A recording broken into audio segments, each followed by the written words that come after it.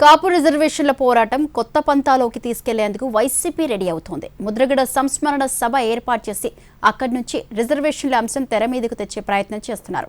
ఇంతకీ fan party ఏం చేయబోతోంది? కాపు కాస్తూ ఎలా ముందుకెళ్లబోతోంది? ఇక్కడ కేజీ చీరలు కొంటే 1/2 కేజీ చీరలు ఫ్రీ అంట. మంగళ్య షాపింగ్ మాల్ కేజీల్లో సేల్, టన్నుల్లో ఆనందం. గత టీడీపీ ప్రభుత్వ హయాంలో కాపులకు రిజర్వేషన్లు కల్పించాలని ఉద్యమం చేశారు ముద్రగడ పద్మనాభం.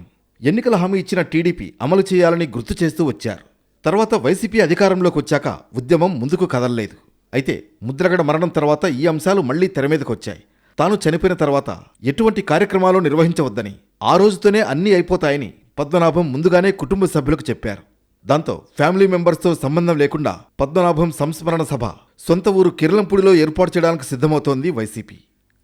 కాపు ఉద్యమం ప్రారంభమైన కిర్లంపూడి నుంచే నిర్వహించడానికి చర్చలు జరుపుతున్నారు. రాష్ట్ర వ్యాప్తంగా ఉన్న కాపు నేతలు, ఆయనతో పొలిటికల్గా జర్నీ చేసిన వాళ్లు, ఉద్యమంలో పనిచేసిన వాళ్లను ఈ కార్యక్రమానికి పిలవనున్నారు. మళ్లీ రిజర్వేషన్ల అంశం ఆ వేదిక మీద నుంచే తెరమీదకు తీసుకురావాలన్నది వైసీపీ ప్లాన్గా కనిపిస్తోంది.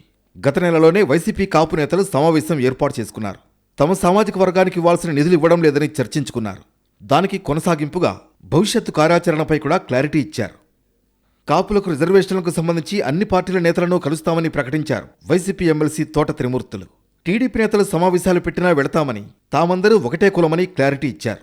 అయితే కిర్లంపూడిలో ముద్రగడ సంస్మరణ సభలో ఈ వ్యవహారాలపై కొలిక్కి వచ్చే అవకాశం ఉంది. కాపు రిజర్వేషన్ల అంశాన్ని కొత్త పంథాలో తీసుకువెళ్లడానికి సిద్ధమవుతున్నట్లు కనిపిస్తోంది. ఉద్యమం సమయంలో ముద్రగడతో పాటు కాపు నేతలు చాలామంది యాక్టివ్గా ఉండేవారు.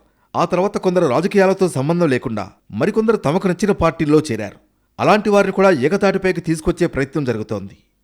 ఆగస్టు 1న కిర్లంపూడిలో సంస్మరణ సభ ఏర్పాటు చేసిన వైసీపీ ఆ వేదిక మీద నుంచి ఎలాంటి స్ట్రాటజీతో ముందుకు వెళుతుందన్నది ఆసక్తిగా మారింది.